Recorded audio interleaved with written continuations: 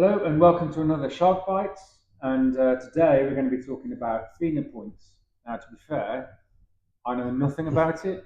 I see when the swimmers win something, and then there's these little points on the side, 296 for coming third. Yeah. And they're the FINA points. Yeah? Yeah. So, what are they and what's it about? Yeah. So they're now called World Aquatic points or WA points because they're based off the governing body of the whole swimming. So FINA, it used to be called FINA, now it's called World Aquatics. So effectively, it's just a scoring method. So it's based off the world record. So the world record time is 1,000 points. If you go above that, you'll get 1,001, and so on in certain increments. So it might not. It's not 0.01 is 1 point. It's like a fraction of a second is 1 point, and then it goes up. So when you're swimming, you will notice numbers next to your name on the results page. Those points just refer to it's a bit like a percentage of your time against the world record, basically. It's like a ranking, I suppose. It's another way to look at it. Yeah. So they're those numbers that pop up on the side of the results. Obviously, unless they're explained to you, that you're not really going to understand why they're there. But we use them as a club when it comes to club champs and other things like that. So in our club championships, we have a few age groups. So it's 9s, 10s, 11s, 12s, all the way up to 15s, where it goes 15 and over then. And then there's 5 categories that those points can be split into. So you've got a 50, 100, an IM, a freestyle, and then a form. So each category is worth points, and it'll be the fastest. So say you do 450s, it'll be the time or the most points you get from one event. And that doesn't matter what? No. 50. So you could be the fastest freestyler, but you might get a low amount of points. But if your breaststroke points is higher, it will take your 50 breaststroke for that category. So it's an accumulation of all the points you've got. Yeah. But it'll take the fastest one from each, or the highest total points from each category, combine it together, and then compare it against your other people in the age group. And then we work out who's first, second, third, fourth, and fifth. So how about hundreds and the bigger? So same thing, obviously. Do we still use those points? Yeah. Okay. So it's 5 categories. It's split across everything. For instance, last year at Club Champs, I came 14th because I only did the 400 IM, and that was like 200 points. So against other people where they're doing all 5 categories or they're doing multiple categories compared to my one, then they're going to get more points than me. So the moral of that then is do as many as you can. Yeah. And then you get started, even if you don't come first. Yeah. You might actually do quite well. If someone doesn't fulfill one category, they can only get 4 lots of points. Whereas if you do all 5 categories, you can get 5 lots of points, which is, I think it's a great idea because we used to do it in Derbyshire counties where it used to be called BAGCAT points, so British age group categories. Right.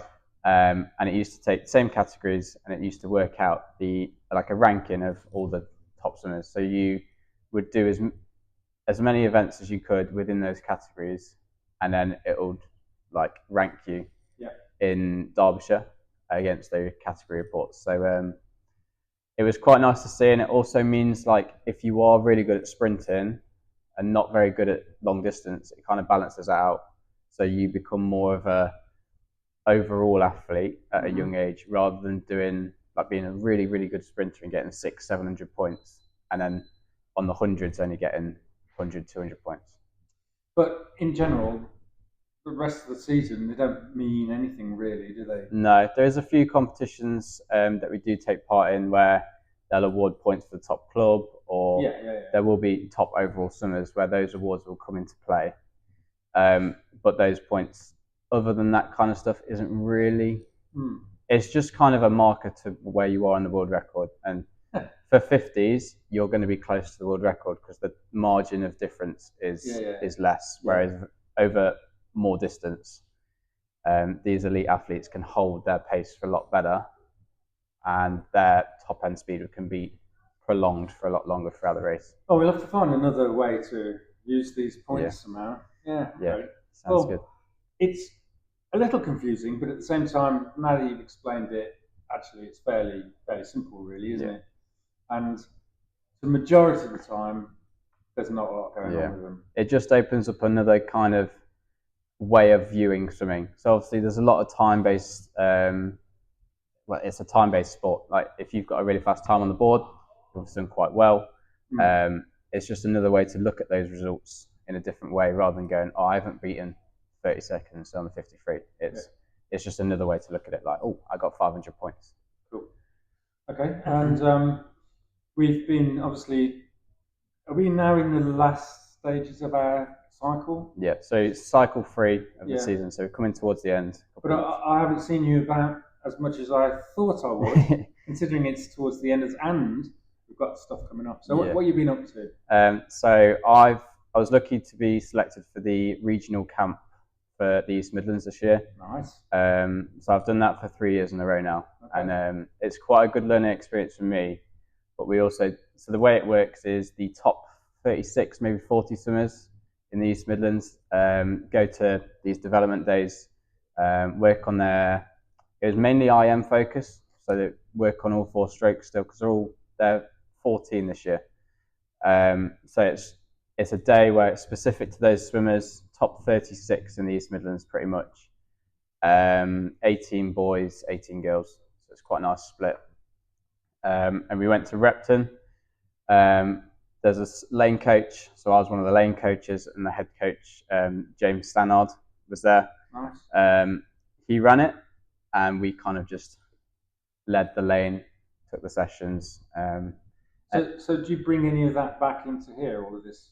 Yeah. I assume that's why you go, to help our club. Yeah, so a lot of the swimmers in my lanes, like I know who they are based on local competitions and stuff, but I've never really had the opportunity to coach them as such. It's quite nice to get to know other people from other clubs, because then you get to know what they get up to. It's nice to have familiar faces on poolside, and it's nice to also then learn from them, because they are quite good swimmers. So a lot of the swimmers in my lane will probably at least medalist at regionals and going to nationals this year. If not, probably top 10 in England. Here's a question for you. Did they listen? Yeah, they're really good. Switched on, listen to everything. Like, they might have 10 to 16 hours of training a week, but what I took from them is all of them wanted to be there, and they were listening, and they would take everything on. Whether they understood what angle I was coming from, it didn't really matter, because they would ask questions, and that was the most important thing. And then the other one I got asked this year for the first time was the national camp, which is run by Swim England. So that is the next age group above, so it's the 15-year-olds at the end of the year.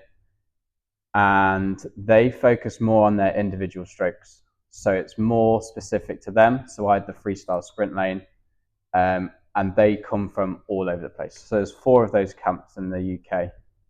I was in one in Oundle, there was one in Huddersfield, one near Bristol, and then one in southeast somewhere near London.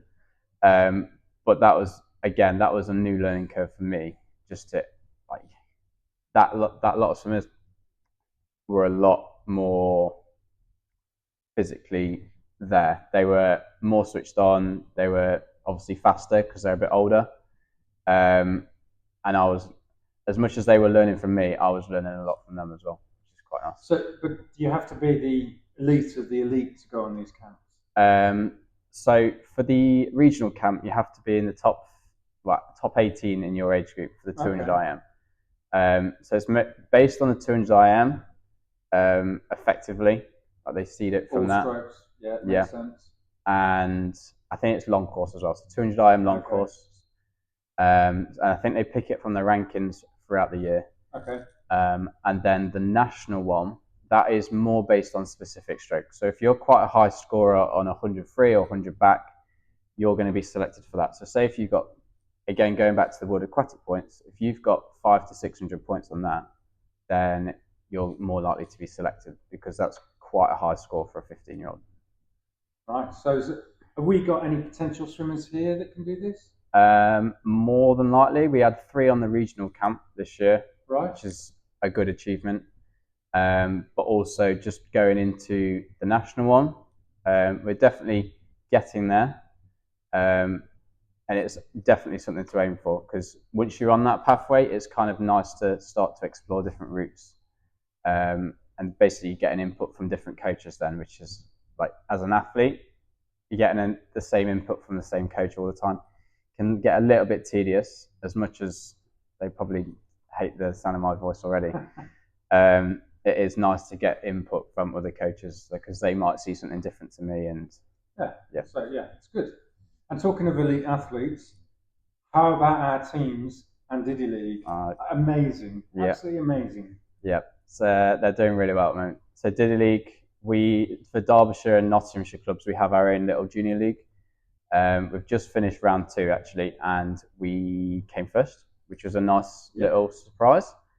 In the final? Yeah, we came 5th. We came 2nd in the first round, so we got 11 points in the league.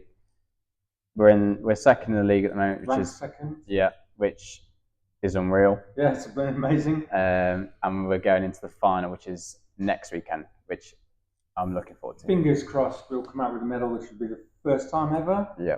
Yeah, I mean, the club's doing amazingly well. We have to say, a lot of it's got to be to do with the coaching. I mean, the kids are fantastic. Yeah.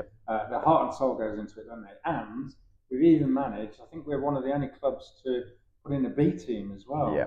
Which is incredible. So we're doing amazingly well. Yeah. Doesn't matter what the result is, they have done amazing. Yeah. Really good. 100%. Like, even just, so one of the most important things I took from it is, no matter who was in the pool, whether they're in age group squad, which is my squad, or if they're in development, all of them were cheering for each other. Yep. They were switched on. Good spirit. Yeah. Yep. And what I noticed with our guys, they're all watching around the pool as well. They weren't sat on their phones. They weren't just hiding away. They were all getting in my way, because I wanted to watch the race as well. Well, cheering on the teammates. Yeah. I mean, you can't stop them doing that. No, that was the nice thing that I noticed. Yeah. And even the B team is just as strong. Obviously, they're going against a lot stronger teams, and they did really well in round 1, which it kind of hindered them a little bit in round 2, because they were against some really strong teams. Yeah, they were against A teams. Yeah. For goodness sake. I mean, they did amazingly well. And the whole idea of this, Leicester League, Arena League, putting that B team in, is to give more of our swimmers more of a chance to have a bit of fun, compete as a team. Yeah. It's really good for the club. Yeah, it's a good experience. I sometimes find that the A team swimmers, they always get that opportunity, whereas the B team swimmers, or the people just on the fringe, will get that opportunity every once in a while. But if there is that opportunity, I'll always make sure that if there's a 70% chance of getting a B team in, I'll put it in, because it gives that opportunity for people. Yeah, brilliant. Absolutely amazing. Looking forward to that. And then finally, we've got our own club champs. And before that, we've got our own gala. First time in 4 years. Yeah. Again, looking forward to that. That should be fun. Yeah. It's going to be busy. We've got quite a few teams going. Yeah. Not just ours. There's local in the region. It should be good. Yeah, quite excited. There's a lot of fast swims going on at the moment, which it's always nice to see. And then club champs, we can use those World Aquatic points. Yes. Yeah. Yeah. So hopefully this video, if you're watching it before club champs, you can kind of work it out. If you've still got your entries to come in, you can kind of be a bit tactical about it. Yeah.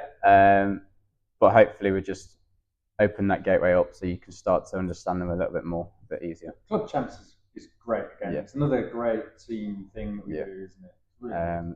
It's a lot of racing, and it's quite compact. There's a lot going on, but there's no pressure. Like, because there's so many swimmers here of the same club, it takes away the whole aspect of pressure, because they're all doing it and it's fun. Yeah. So you always notice they always get PBs.